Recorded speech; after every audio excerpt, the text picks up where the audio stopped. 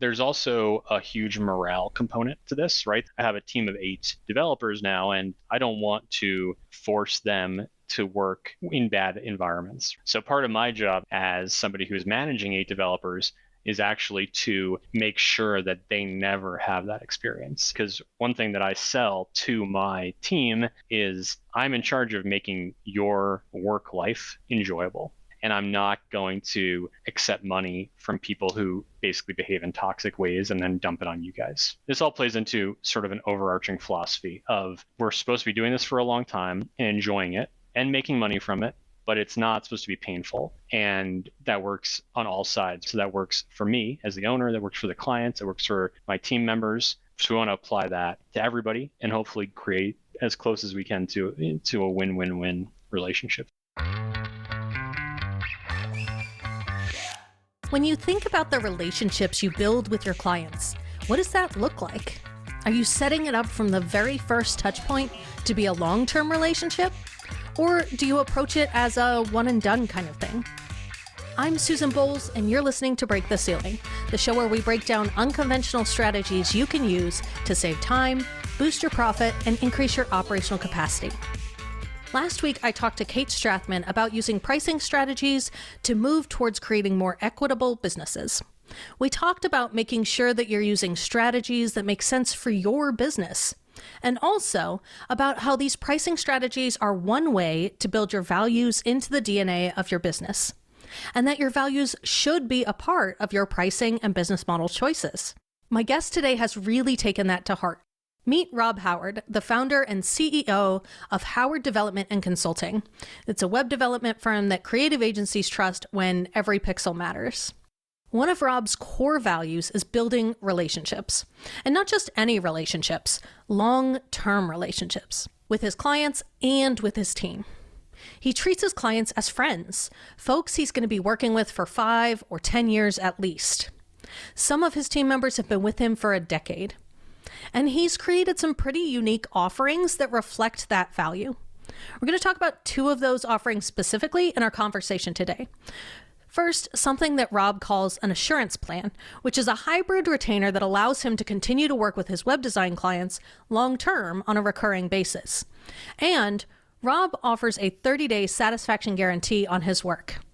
So we'll talk about the logistics of both of these offerings, the impact to Rob's business, and how these are just a few of the ways that he infuses relationship building into every aspect of his agency.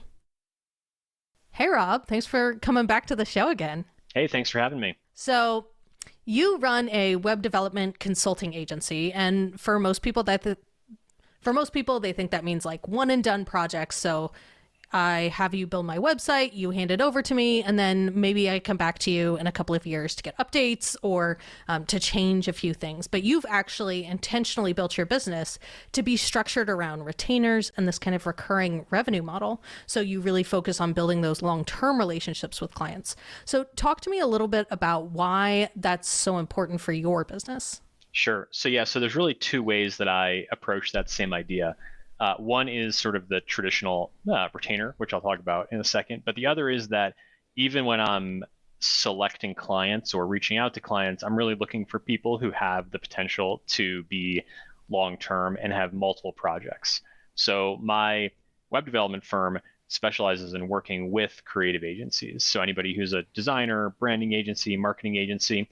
And I kind of stumbled into that, 10, 15 years ago because I came from a background in design and advertising and journalism, and it just kind of clicked that I could do the tech side of things alongside those designers who had that kind of similar background to me. But what really works about it is there's a combination of a single client who's going to bring multiple projects in over the course of a year or many years, right? And each one of those individual projects has the potential to become a maintenance retainer. Right? So when you combine those 2 things, repeat clients and recurring revenue after the completion of the project, what happens is your business starts to shift from, well, I'm always hustling. It used to be on January 1st, if I didn't do any work, I wouldn't make any money, right? But now I have a significant number of ongoing contracts that, if all else remains equal, like those are still going to be there next year and the year after, right? So it's a huge shift, both in terms of the actual financial outcome, right? Obviously, it's better to have more recurring revenue than less, but also in the mindset. I actually tell people, when I'm starting those relationships, like I'm not really interested in like doing $2,000 worth of work and then never talking to each other again, right? Like that's really not how I want to operate as a business or as a freelancer or now a small agency, right?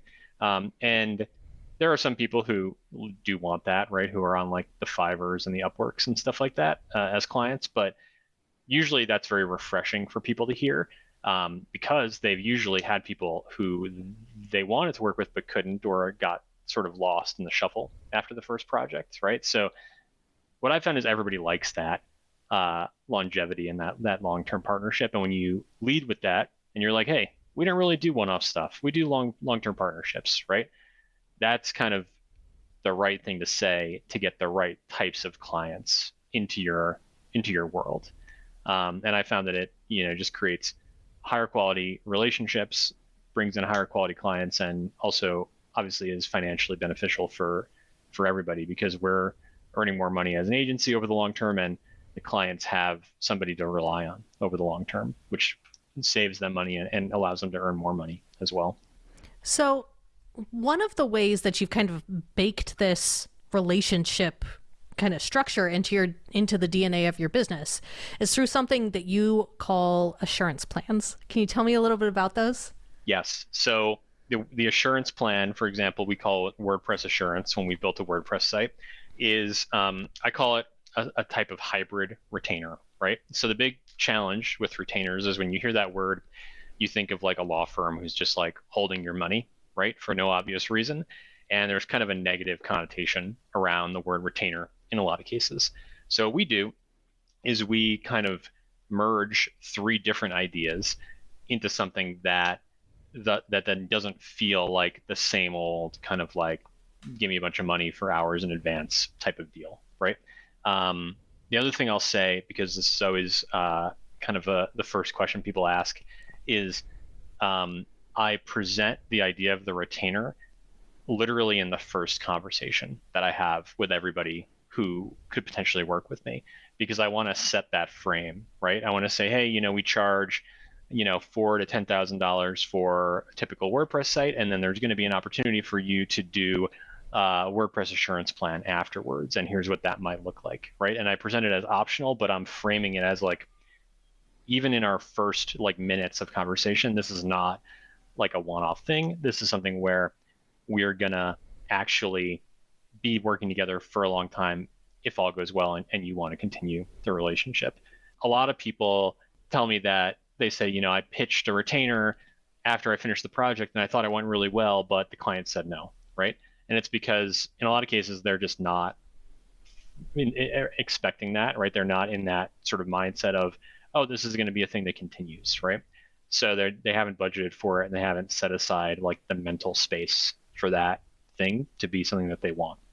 But if you started at the beginning, you're basically going in saying every project has this optional ongoing assurance plan associated with it. You get a much better response to those to the retainer concept. Yeah, I mean, you're really building this in from the very beginning. You're filtering clients who want a long-term relationship, and then you are preparing them from the beginning to say, we're going to have a relationship. Here's what it looks like. And the way I think about it is like, I don't want to work with somebody who I don't think I could be working with 2 years from now, right? Even if they're going to pay me a few $1,000s this year. Not to say that you should be turning down work if that's something that helps your cash flow at the moment, but you really want to shift as quickly as possible to that mindset of, this is something where I really need to be creating long-term relationships, because that's where, we talk a lot about like the difficulty of scaling an agency or scaling life as a freelancer, but this relationship building in a lot of ways is scaling, because you get to a place where you have so many retainers or so many referrals from people who you've known for many years, that outreach to new clients almost becomes a moot point, right? Or is just like icing on the cake. So that's really the goal, is to build long-term relationships and to think about like, I'm going to be in this for 10 or 20 years, right? Like wanting to make a career out of delivering a great service to people. And that's very different than like the feed the beast mindset that I hear from a lot of agency owners where they're saying, like, I really would love to do like a startup, but I'm just doing this for money for now, right? And that's why I'm doing client work. I really don't look at it that way at all. I really enjoy the client work. It's fun. It's profitable. It's a win-win for everybody. I'm putting food on the table of my team members. I'm doing great stuff for the people that I work with, and I enjoy it. So like, I'm not trying to use the service work as a launch pad to some totally different career. Like this is the thing.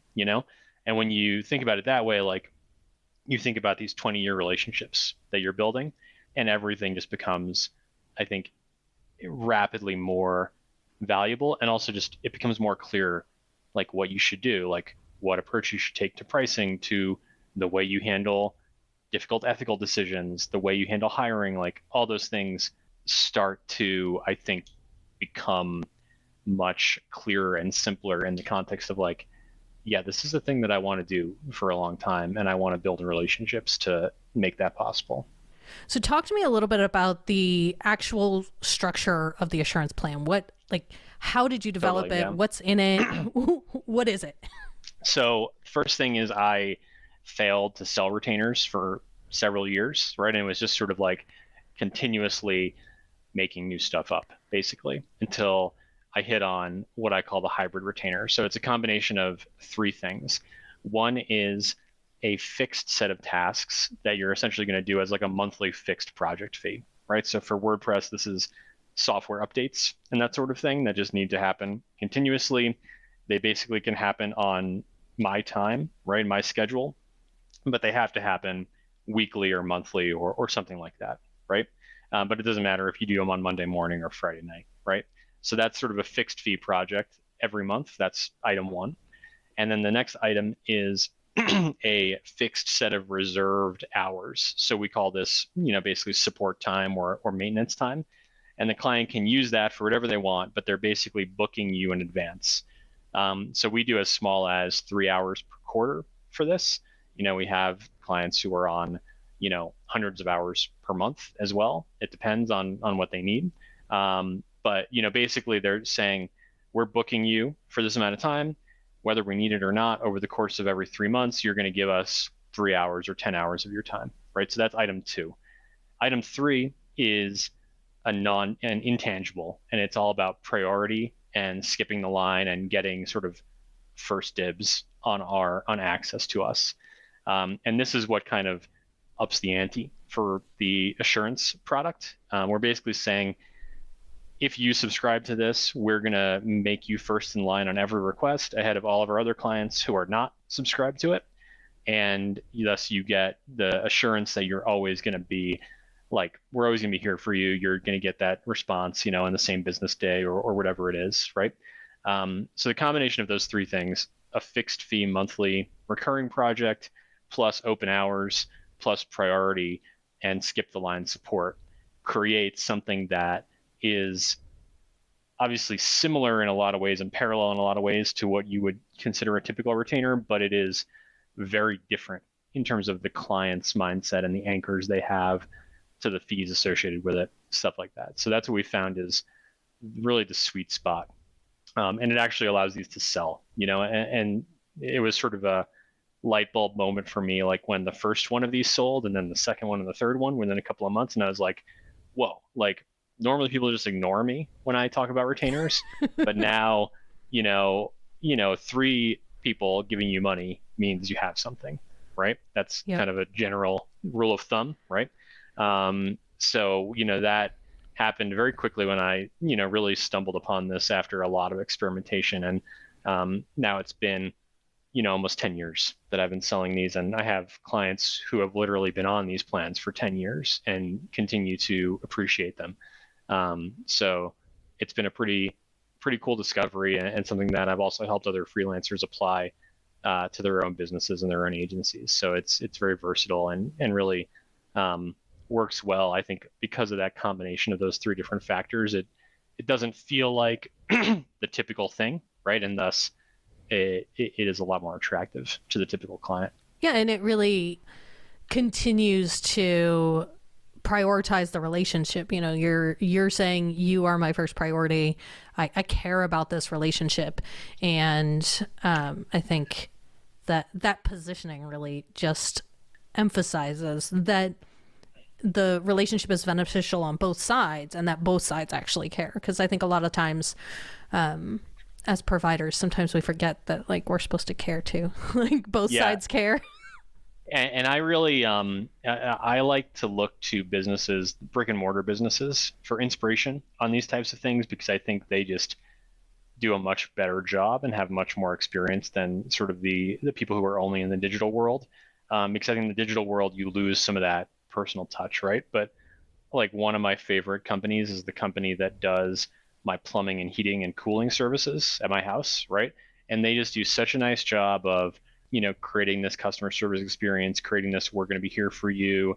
They sell stuff that's similar or along the same lines as what I'm selling, right? Even though it's a physical service as opposed to a digital service. And when you take it a little bit beyond just the digital world, I think you find a lot more examples of this type of relationship building. So I find a lot of inspiration in that, and directly borrow a lot of those ideas for my online business.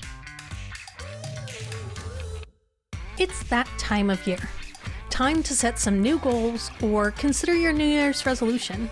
And if you're like a lot of business owners I know, you might be thinking that this is the year you're gonna get your shit together when it comes to your money.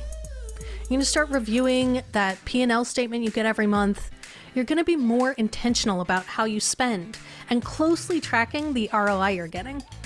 You're going to get clear on exactly how you're making money and how you can make more of it without working yourself into the ground. Now, if you're both nodding your head and feeling the anxiety rise in your chest as I describe these financial goals, I see you. We all have the best of intentions about how we're going to manage our business finances. But few people actually follow through on learning how to manage their business's money or execute the financial plans they create. You want to feel like you're on top of your money stuff, but it's tough to climb over all the questions and reports and bank accounts and spreadsheets. That's where I come in. I help you think like a CFO. Working together, you'll learn the skills you need to confidently make database decisions about how to spend your money and how to structure your business so you make more. You'll build a more resilient business that's efficient and easy to run. And you'll create meaningful financial processes so you're never caught with your pants down again. Think Like a CFO is a 6-month accelerator, online workshop, and coaching program that will teach you to think about your business like a CFO would. We'll cover 6 core topics, including risk and resilience, investing in your business, scaling sustainably, and your relationship with money. You'll also get dedicated implementation time and live support so you don't get stuck on the details or the execution. And you'll get a clear path to true small business financial literacy so you can connect your money to every other aspect of your work, from daily operations to long vacations. Think Like a CFO is enrolling right now, and when you register before December 31st, you'll also get my course, Not Rocket Finance, which is the perfect primer for Think Like a CFO. To find out more about Think Like a CFO and finally get your business shit together, go to scalespark.co/CFO. So you have something else that you've built into the business that's, I think, pretty unusual, but also really emphasizes that relationship. And you offer a 30-day unconditional money-back guarantee, which I think is, I've never seen another service provider offering it besides you. So can you tell me a little bit about it? How does it actually work? Sure. So, one of the reasons it works is because no one else does it, right? Right. But I think more people should do it because I think there's a lot of there's benefits there's dozens of benefits to it that I'll kind of run through as best I can. But basically, the way it works is, we provide web development services. So we'll ask for a deposit right at the beginning of your project. You'll sign a contract, right? All the usual stuff. But within that contract, it says, if for any reason you're dissatisfied with anything, you can have all your money back in the first 30 days, and you can keep all the work we've done for you. We'll transfer, ownership to you, right? So literally on day 29, you could get, a free project if we're almost done with it or something like that.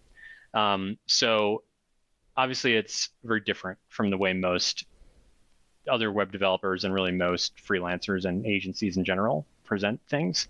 And as you said, it's intentionally a relationship building tool, right? Because it's kind of me putting my money where my mouth is and saying, like, if this is not going to work out, like, let's not work together. I'll take all the risk here, right? If we're not going to work together for years and we know that after 15 days, like, we shouldn't bother each other anymore, right? And we see this a lot in physical products as well as in like online courses and stuff like that, right? Where there's a risk reversal, a money back guarantee, it's try it for 30 days. If you don't like it, send it back and keep the free gift as our gift to you, right? Like that's a very common sales practice Mm-hmm. elsewhere. And it works because it takes all the risk off of the buyer and puts all the risk on the seller, right? So I want to do, basically the same exact thing with my service business because everybody has this built-in concern about, especially in the world of web development, there's just a lot of sketchy providers out there, which is unfortunate, but also kind of good for me because it allows me to be really good at something that a lot of people are really sketchy at, right? So, I think if it wasn't for the fact that everybody who works with me comes in with a bad experience from the previous developer, sales would probably be a lot harder for me. But because I'm able to do this trust building experience and I'm like, we do this all the time, we have a guarantee, like, we don't mess around. It instantly builds trust in a way that most of my competitors are not doing. So I'll dig in a little bit to the sort of the components of the guarantee. One is basically it takes all the risk away from the buyer. Like they're still risking their time technically, but like the worst case scenario is they get their money back and they get some amount of work done for free, right? So that really changes the experience, the buying experience dramatically. It doesn't take away the risk that they might waste a month if the project doesn't go well. But a lot of people have actually lost a lot of money from bad web developers who sort of never finish the project but build them anyway. So it speaks to a specific pain point that most people have in or have had in the past, and it kind of takes away as much risk as possible from that. The other thing that it does is it forces me as the seller, right, to only engage with people who I trust as a buyer, right? So this is especially problematic for a lot of early career freelancers and agency owners where they're basically just like taking any random horrible project that comes in and they'll even say like, I know this is going to be a horrible project, but I'm taking it anyway, right? Because I want that cash flow for this month. I mean, I've heard dozens of people say those exact words. Basically, like, I know I shouldn't do this, but it's $2,000, so I'm just going to do it. And what ends up happening is 6 months later, everybody's miserable, right? But with the guarantee, it actually puts a much more specific, tangible risk on you as the consultant or the freelancer, right? And it forces you to say, like, what are the chances that this person's going to refund 20 days from now? And for a lot of these people who we know are going to be bad clients, like the chances are actually super high, and you can see that before you even sign that contract, right? I've had that same experience when I was, younger and earlier in my career as well. And with the guarantee, it actually forces me to be more selective, and I'm kind of setting myself up in a good way, right, to sort of change my psychology as the seller to say like I can't just sell to anybody because I can't take this risk, right, that they're gonna ask for their money back in a month. So in other words, it does good things on both sides of the equation, and it's just I think the right thing to do from a ethical and kindness standpoint, right? Like I want to take my clients in and sort of treat them as I would treat a friend, right? So like if I told my friend I was gonna help him move or paint his house or something, right? And I just didn't show up or did like a super shitty job on it, like I wouldn't ask him for a bunch of money at the end of that process, right? I'd say, oh, I'm really sorry, I'll make it right, or I won't charge you for it, or whatever that is. So I want to treat my clients in a similar way, and I want them to know that that's the way that I'm intentionally engaging with them. And again, it all plays into the long-term relationship. It all plays into the idea of like, if I'm going to be doing this for 10 or 20 years, like I want to do it right. And I want people to be out there vouching for me that I'm doing it right. Yeah, and I think there's obviously a lot of really positive impacts because it's another filter forcing you to filter for the right clients, ones that are looking for that long-term relationship. And, it's a great sales tool. Have you seen any downsides to offering this? I think one of the big hesitations for folks to offer a guarantee like this on their work is that, they're afraid everyone's going to take advantage of them. They'll be out a bunch of money or a bunch of work. So have you seen that actually happen? So I've been doing this for more than 5 years with the guarantee, as it's written today. And I've never had anybody act maliciously as a result of the guarantee being there, right? Like that's partially because I'm filtering people, right? But I've never had anybody be like, yeah, I'm going to take up on your guarantee and, take your work and not pay for it, right? Because in doing that, they're basically torpedoing the long-term relationship, right? Because obviously if you do that, I'm not working with you again in the future, right? So that's never happened. And, that's across hundreds of projects. So I feel like that's a pretty good record. What I will say is that I have refunded people, but it's in situations where we agree that it's not working mutually, and we're both okay with that. And I want it to be on me because I want to be, a better than average business owner, if that makes sense. So I had a recent experience where we had a client who just wasn't super tech savvy, and they kind of bit off more than they could chew. And I think, for some weird reasons, they had a higher budget than what I think they really were sort of ready to handle because of some outside funding, right? So they were like, yeah, let's do this thing for this like $5,000 project. And quickly within like a few weeks, we realized that like they weren't really fully aware of what the scope needed to be. They weren't asking questions that indicated that they really understood the product that they were asking us to build. And we really worked through it as well as we could. And I think delivered something that was 95% of the way there, but they just were never really expressing any sort of satisfaction or positivity about the results, even though I thought, my team did a pretty good job under the circumstances. So they actually didn't want a refund, but I canceled the project and gave them a full refund unilaterally because I felt that there was not really a path to success and to a good long-term partnership there. So, I ended up losing some money because I had paid my team on that project. But the flip side of it is that because that guarantee was there, I was able to use that as a sort of justification and legitimacy for canceling what I felt was going to be a bad project if we tried to keep pushing on it.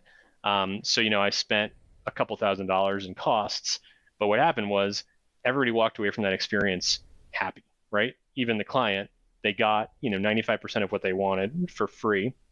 I spent a little money to ensure that they had the best experience possible. And rather than it being like this long contentious thing, they were like, you know what, this sucks, but we understand and we appreciate what you did here, So if you think about that compared to like going to small claims court over $4,000 or $5,000, right, which is what a lot of people do, and I've seen a lot of people not just waste time and money, but just like drain their energy for no reason over relatively minor problems where they just felt like they had to fight, avoiding that type of fight experience and that type of just wasteful energy and sort of bad vibes, right, is worth some money to me. And I feel like that's an example of where the guarantee indirectly allowed me to actually have everybody walk away from what could have been a very bad situation with a pretty good experience overall. Yeah, I love that perspective because I think, even if you aren't necessarily the right fit for them or they're not quite at the point where they are ready to work with you, you still both walk away with, a really positive view of the relationship and your work, and they could still be a potential referral for you, even if they weren't a good client. Yeah, totally. And really emphasize, I love the idea that it is a potential off-ramp for you as the provider, because a lot of times we We may not see the red flags during the sales conversation. I mean, I think the longer you have, the more conversations you have, the easier it is for you to start to identify red flags. But even those of us who have been doing it for a really long time, sometimes people sneak through, and I got really tripped surprised. up on this one. In retrospect, I was like, wow, I should have seen this, but they came in through a referral from a referral. So it was like, I felt like there was a little bit more legitimacy there than in retrospect there really was, or a little bit more validation or qualification, I should say. I've been doing this for 20 years and I still get tripped up sometimes. So it's nice to have this backstop or this off ramp, to say, well, if it doesn't work out, yeah, it may cost me a couple $1,000s, but like in the scheme of things, it's so much better for me to have my sanity and my mental energy, right? Like I would, my technology director and I were both like, yeah, I would pay $2,000 to not deal with this anymore, and we're like, and so we can, and that's okay. And when you have this, it kind of goes back to the idea of like setting that expectation up front. Like I talked about with the retainers, like the guarantee sets the expectation up front that if this doesn't work out, there's an out for everybody. It includes us giving you a lot of money back, right? And that's okay. It's not, there's no hard feelings, and this was a good example of it working out, I think, without hard feelings or with the bare minimum amount of hard feelings. And I've seen the exact opposite happen in a lot of other cases. Like I've talked to a lot of people who are like, yeah, I'm suing this client for $2,000. And I'm just like, why? Like, go get another client with that time that's actually going to be that 10 or 20 year partnership, So I think the guarantee is a documented way of putting that into practice. And like I said, it's worked extraordinarily well. A lot of people react very positively to it. I know people read it and take it seriously because occasionally they'll ask me questions about it and clarify stuff. And they're like it's a real thing for people and they trust it. So for the good clients, it really takes a lot of the friction out of the sales process, right? And it also gives you that out, like you said, for projects that don't work out well. Well, and given that your business model is essentially you want to build very long-term relationships, so you're working with clients for a long time, theoretically there's unlimited capacity, but in reality that's not actually, you could keep scaling and scaling and scaling, but that's not really true, especially if you want to really invest in this relationship with your client and treat them as friends. And, if you think about it as you only have so many slots in your stable and you want that stable to be full of the best horses. Yes. You don't have space in your business for relationships that aren't going to be long-term and aren't going to be your favorite people to work with. Yeah, and there's also a huge morale component to this, right? So I talked a little bit about mental energy and that kind of plays into that, right? But I also have a team of 8 developers now, and I don't want to force them to work in bad environments, right? And these, there are definitely like toxic clients out there who make everyone's life miserable. So part of my job now as somebody who's managing 8 developers is actually to make sure that they never have that experience. And if they do, that I put an end to it essentially immediately, right? Because one thing that I sell to my team is I'm in charge of making your work life enjoyable, right? And I'm not going to accept money from people who basically behave in toxic ways and then dump it on you guys, right? So, this all plays into that. This all plays into sort of an overarching philosophy of we're supposed to be doing this for a long time and enjoying it and making money from it, right? But it's not supposed to be painful. And that works on all sides, right? So that works for me as the owner, that works for the clients, it works for my team members who are, my contractors or, people who are working on these projects. So we want to apply that to everybody and hopefully create as close as we can to a win-win-win relationship for everybody. Yeah, and you've really done a spectacular job, in my opinion, of building that value into every aspect of your business in a way that I think most people don't managed to do. It's in your sales process, it's in your packages and the way you've decided to design your services. It's in this, guarantee and ability to offboard.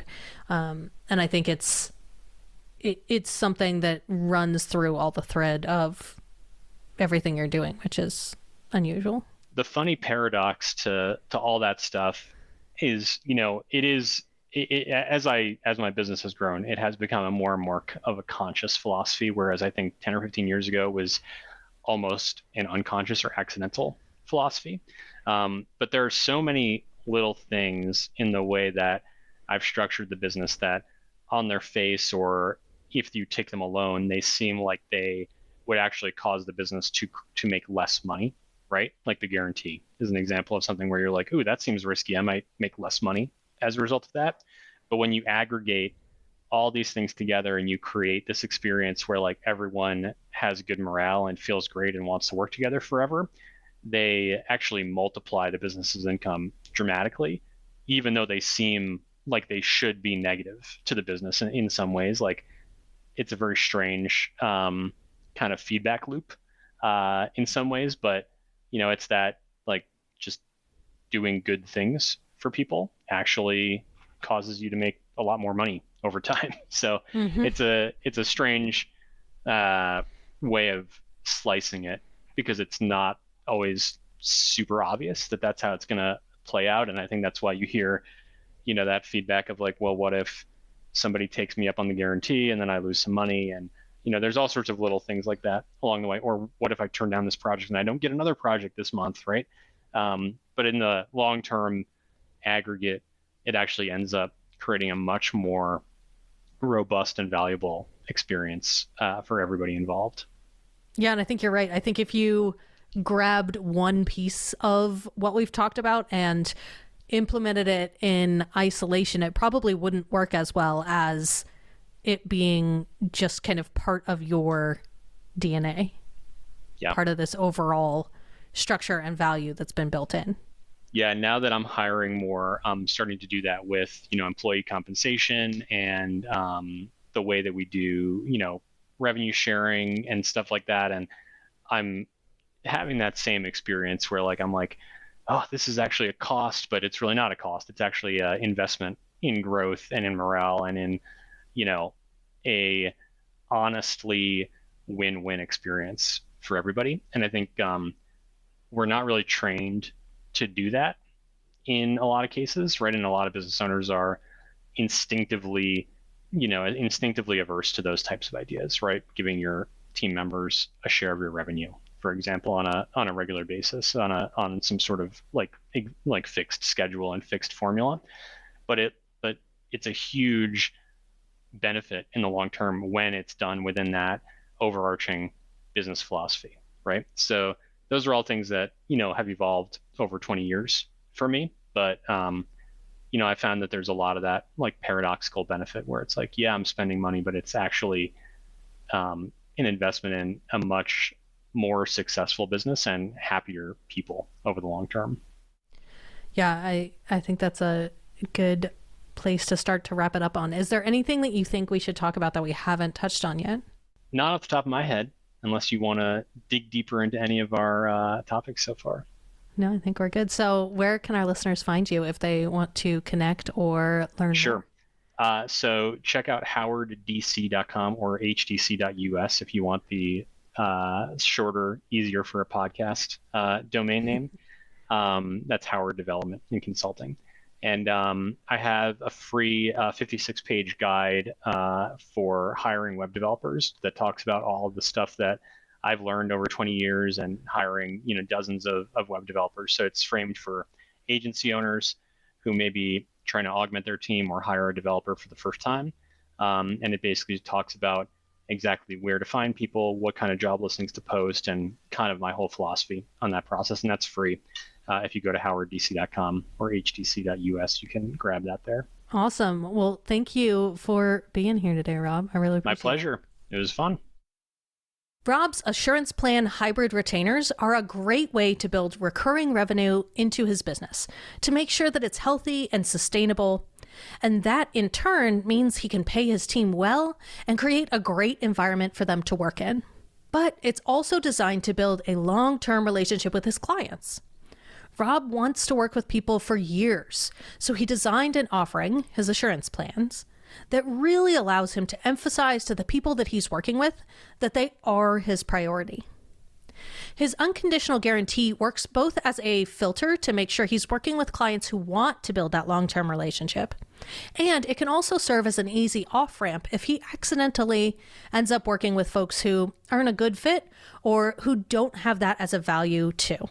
But the guarantee works with the assurance plan and with Rob's sales and delivery process to make sure that his value of building strong relationships is emphasized at every step of the way.